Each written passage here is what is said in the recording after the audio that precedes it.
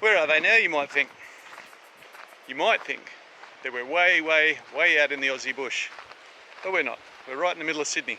So we've got off the boat. We're doing a bit of walking around. It's hot at the moment.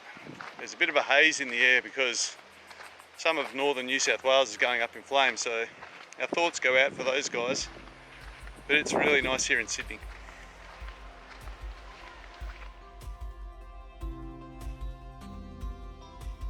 Welcome to Free Range Sailing. Join us as we sail around Australia, visiting its wild places in our 30-foot, 50-year-old sailing boat, Mirrool.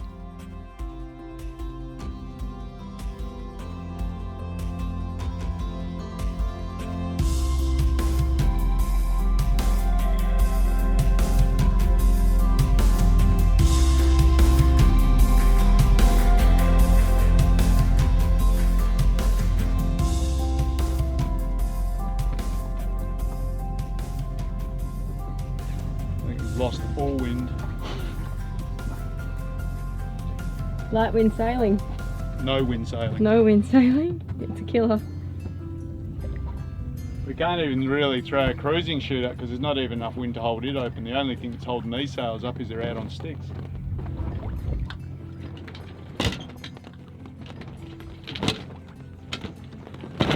Not even enough breeze to counteract rocking in the waves.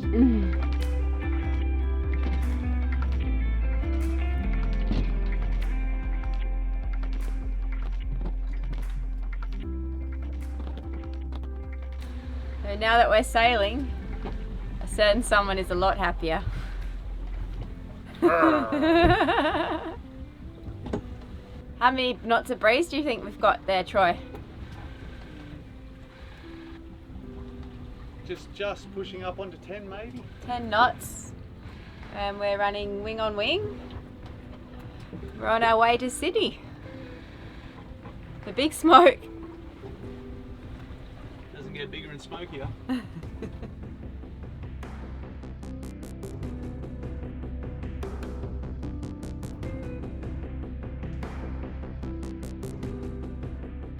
You did say it was gonna like pump this evening, right? Yeah, so the last of the fluffy clouds are sort of giving way to more mare's tails. So it looks like there's wind on the way.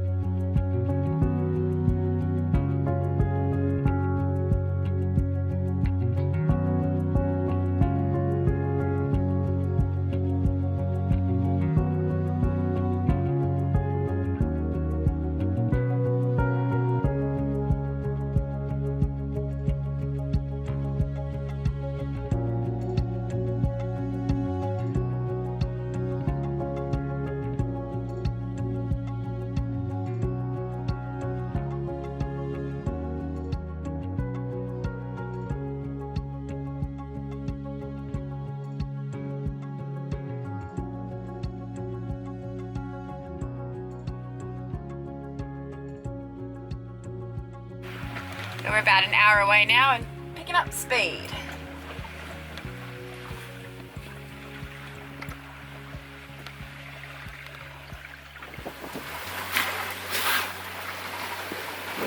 So we made our drive into Sydney. Made our what? We just did a drive and we're heading in. I thought you said we made our dive. Oh, not dive. So don't jinx us. There's some pretty ominous looking cliffs over there. Stay away from them.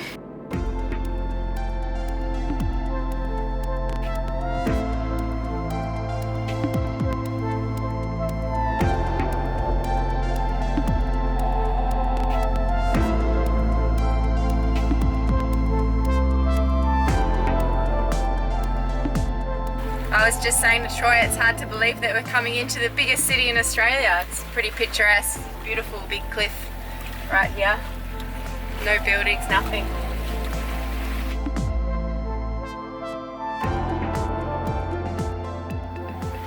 We were going to head up into Manly, but there's a change coming, so we're going to Middle Harbour. It's just got a bit more protection.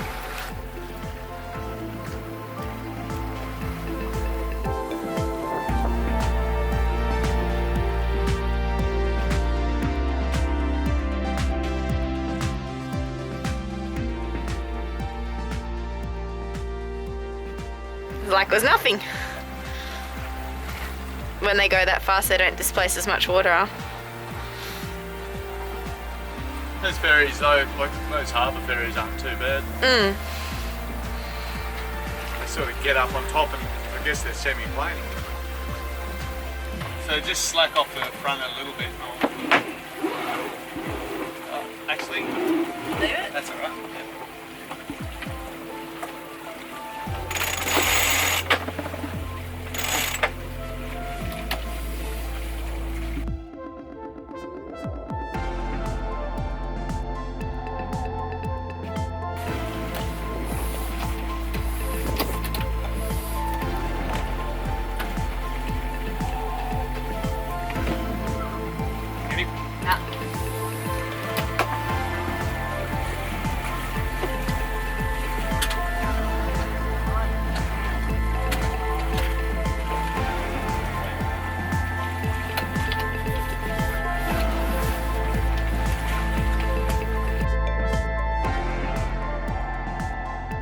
And so begins trying to find a park in Sydney. Middle Harbour is particularly tricky as the water on the edge of the channel is very deep and all of the shallower anchoring ground is occupied by private moorings. So we headed back out of Middle Harbour and took a public mooring next to Balmoral Beach instead. We've got off the boat. We're doing a bit of walking around. It's hot at the moment. There's a bit of a haze in the air because some of northern New South Wales is going up in flames, so our thoughts go out for those guys. But it's really nice here in Sydney. What is that? Curious minds must know. We're just going to close the valve on this rock. So it wasn't really a valve. And look, there's another metal tram wheel here because this was the route of the old Balmoral tramway. They must have put some effort in. They really must have wanted to come down here. You can see where it's been drilled, and then bam, they've knocked big chunks of rock out of it. Every foot they've drilled down here. The tram line to Balmoral Beach was built in the 1920s with the last tram running in 1958. The alley that now remains from the tramway is a stunning rainforest track. Feeling the heat?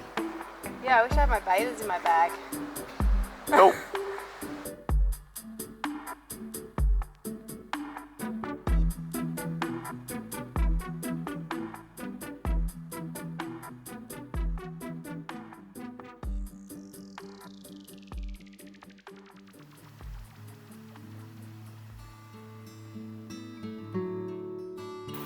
Good morning, we've anchored Mirrool quite close to Middle Harbour and the Spit Bridge, and we're going to walk and do the Spit Bridge to Manly Track. Woohoo! Which is supposed to be one of the nicest tracks that Sydney has to offer, so we're going to check it out.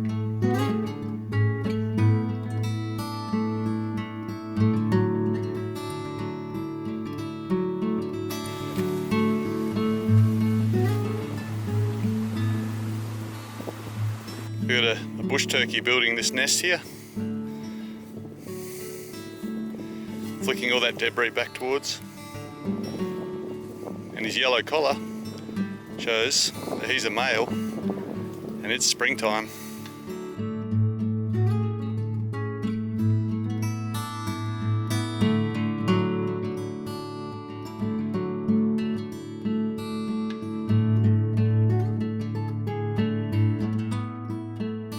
The graffiti here dates back a long time.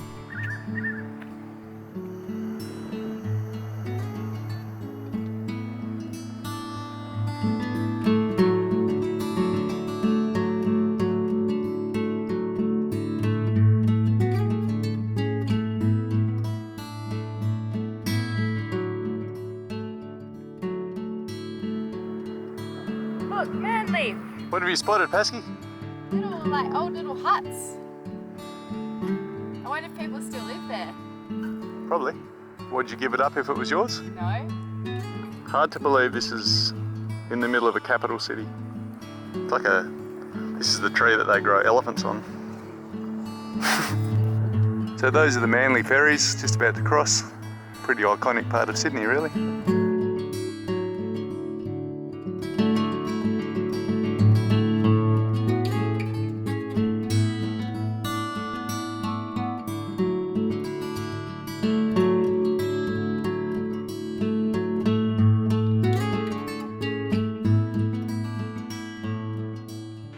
Alright, so Clontarf to Manly, we've been walking along.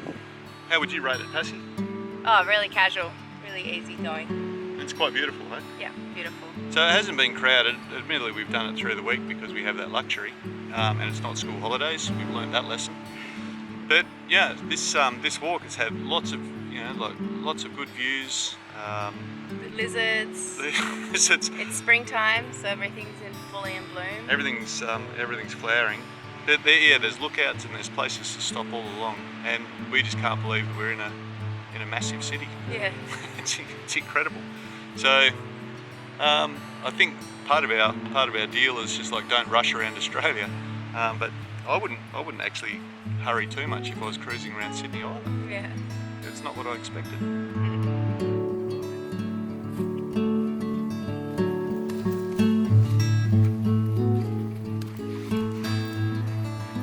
This is a native Australian bee. They are different to this introduced European honeybee in that they don't sting, they bite. If you look closely, you will see that it has collected a large amount of pollen on its legs.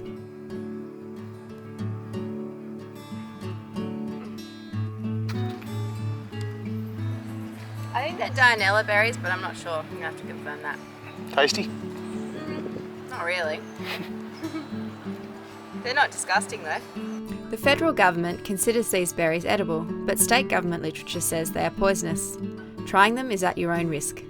They aren't what you call delicious, so you wouldn't want to eat too many of them anyway.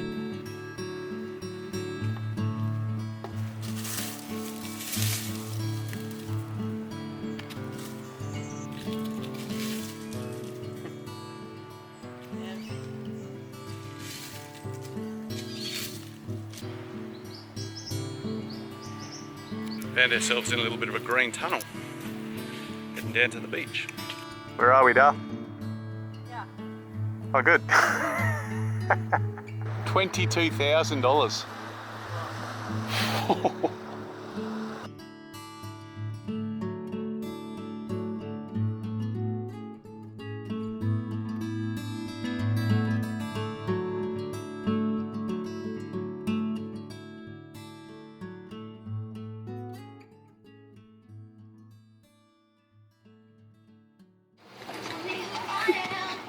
That's the Serenity.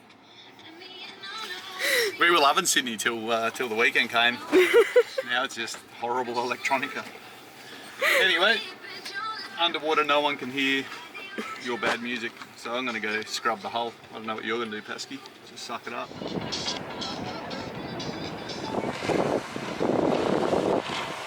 Yeah. We had an opening hatch through here, which was pretty convenient for storage, but it just wasn't the most seaworthy option, particularly once you start moving out of the tropics. Up in the Barrier Reef in Northern Australia, most of the waves, the biggest waves you'll see is about 2.5 metres, but we're starting to get down into 3 and 4 metre stuff now. So I got rid of that, and we've screwed down just a hard patch here.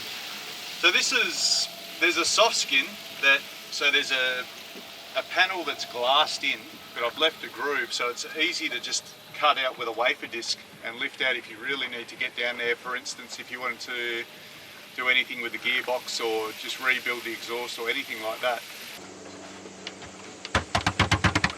Solid. And also, what used to be here was a rubber mat, and that was sort of a hangover from when I got Mirrool. There was a checker plate aluminium hatch on here, but it got incredibly hot. Like crazy. Like metal in the sun does. So I actually put a rubber mat on, and we kept the rubber mat when it had the hatch here because it was slightly raised and it was uncomfortable on your feet. But this with its rounded corners and lower profile means we can get rid of that mat, which is great because it sort of used to slip around under your feet in a big seaway. So now we've just coated this with the same non-stick as we have here, and we've got a great non-stick cabin sole or cockpit sole. Oh, what was your non-stick brew? Oh, that's Kiwi grip. Kiwi grip. Alright, get in the water. Is it mainly the prop? The anti-foul's doing okay, right? The anti-foul's great, but there'll be some like the start off of little barnacles that haven't come off. So just a plastic scraper. I'll knock that off. But just on the waterline, I just need to clean it up a little bit. Even the prop's doing okay at the moment. These hatches have really hung in there since Townsville. How long ago was that, Husky? A year and like 2 months. They are so great. They're really great. It's like one of the best additions, and they are still watertight to this day.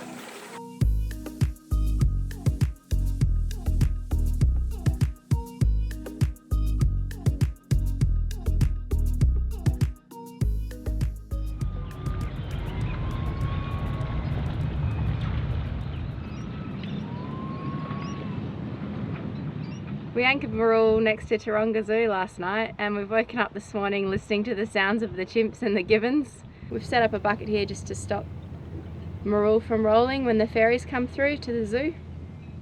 Seems to be working pretty well.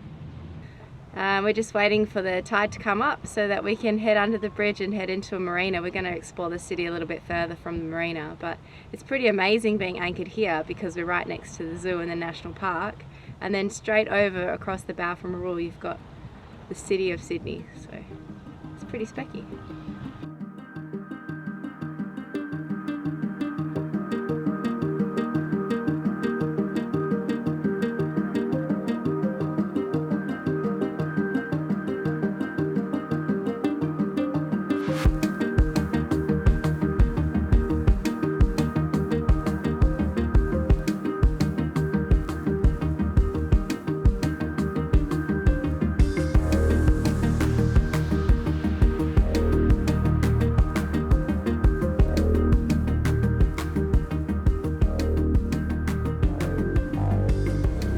As much as we wanted to sail under this iconic Aussie landmark, the fickle winds of Sydney Harbour died away and we started the engine to get out of the traffic zone.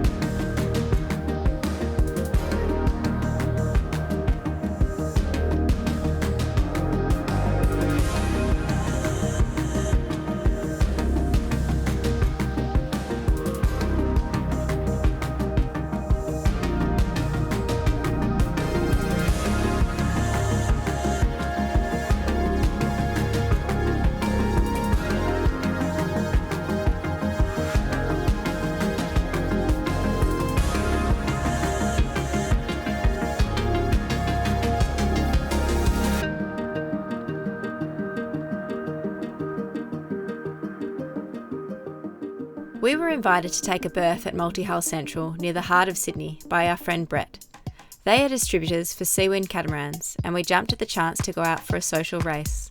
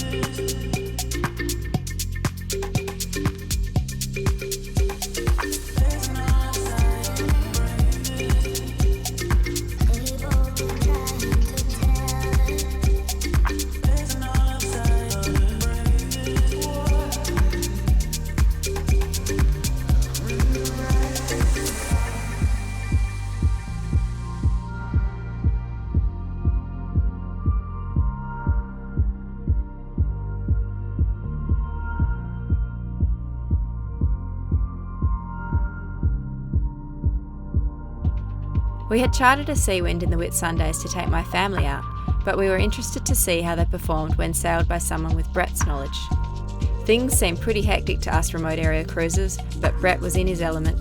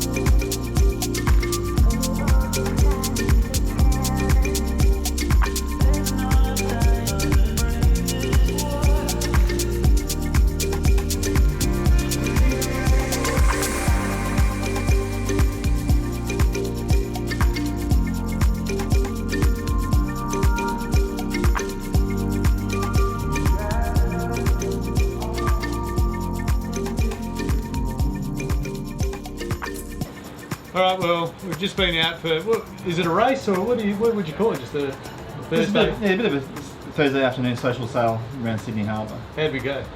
We had a really good start. So I think the race is finished when you're first to the top mark, so that was us. Yep. But after that, we got pipped by another boat named Sea Twist. So we're here at Multi-Hull Central because we're up at Lady Musgrave. We were sailing in there and we just saw this guy up on the front of a Seawind, and we came over, and this was Brett. So you've been following us for a while there? Yeah, ever since episode 1 when you went up the coast of WA. Yeah, ages. So as we got to the east coast, we've met some more people following us, and even people on catamarans. So yeah, Brett, you sort of run Multi-Hull Central, and thanks for giving us a spot to park and Mirrool while we're here and get some work done.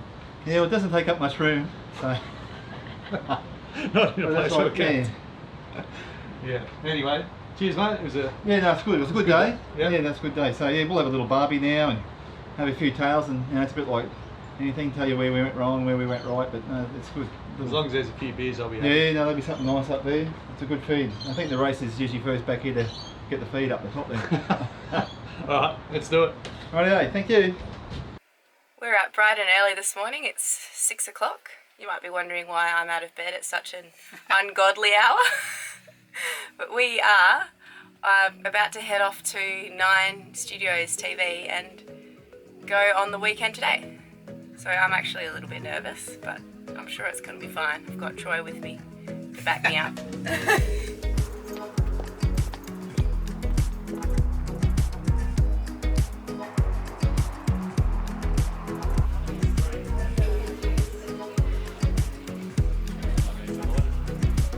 Pascal Anglis and Troy Lechner join us now on dry land. Welcome to the two of you. Hey guys. Well, what made you quit your jobs and decide to leave the land and go sailing around the country? Well, when I met Troy, I was actually working full-time as a lawyer. And yeah, when I met Troy, I was working full-time as a lawyer, and it was my chance, wasn't it? Sorry. It's so funny because we're on YouTube and then I'm on live TV and I've got my tongue all twisted. You hadn't known each other that long when you made the leap. I mean, it's one thing just moving in together. It's a whole other taking on a challenge like this. Absolutely. And Troy invited me on a trip to the Kimberley, a 4-month trip, and I just couldn't get the time off work. So I just decided to quit my job and take a leap of faith. Your mum and dad okay with this? Are they like... They definitely panicked. Yeah, okay. Well, Troy, let's talk about this. What is life like on a small boat when you're just living and you're cooking together? We're seeing some clips of it now. How hard is this? I guess I had a little bit of practice leading into this because, I come from the commercial boating industry. But the thing with a 30-foot yacht is everything is under everything else that you own. And usually when we're moving about the boat together, if one of us isn't sitting down, it sort of blocks how you can get past. Oh my but gosh. I mean, I think that 4 months in the Kimberley, that first date, if it hadn't have worked, we wouldn't be able to do it now. Longest first date ever. Longest first date. How do you It's still afford going, it? Yeah, well, it's actually really affordable the way we live because we live really minimal and we live in such a small boat. So the main expenses for us are like boat maintenance and more recently it's camera gear. So we've been really upping our game with getting more camera equipment and Do you things like miss city life? Do you miss the like, I'll allow it and objection, Your Honour, and all that busy stuff? Or are you happy to hang out with a salty sea dog and just keep going around? We love like coming and going. So we really love going away for 4 months and just being completely isolated. But yeah, we love coming to the city. We've really enjoyed being in Sydney. It's been fantastic to explore Sydney on the water. Yeah, it feels like we've come to the capital of Australian sailing, coming to Sydney. So Yeah. Oh, well, you're welcome. Yeah. Come back any time. it's awesome. Good to have you guys ashore. Thank you so much for coming in. Thank you. Thank you. What do you think about that? So we've got. We used like 3 minutes of airtime. I used it up by muttering for about 30 seconds. We've got one of the most nervous YouTubers in the world right here at the moment. No, I'm not nervous anymore. You didn't get to talk much, did you? I kind of hogged the camera. That's right, I talk enough when we're doing our episodes. In our little interview, gave Pascal a minor heart attack. Well, you got your makeup done for free because we're going to meet up with our patrons like we do whenever we drop anywhere. Yeah, yep. So you're looking Got pretty, my hair done. looking pretty hot. So if you want to scare yourself silly, you can recommend going on live television.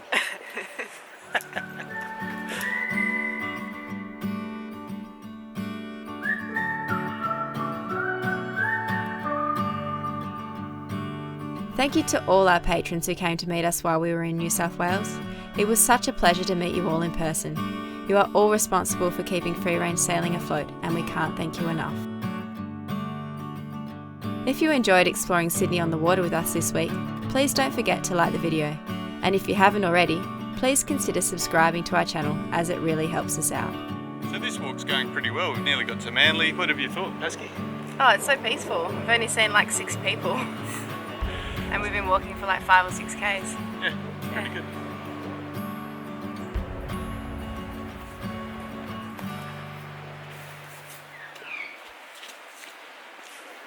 Seven. 7 people.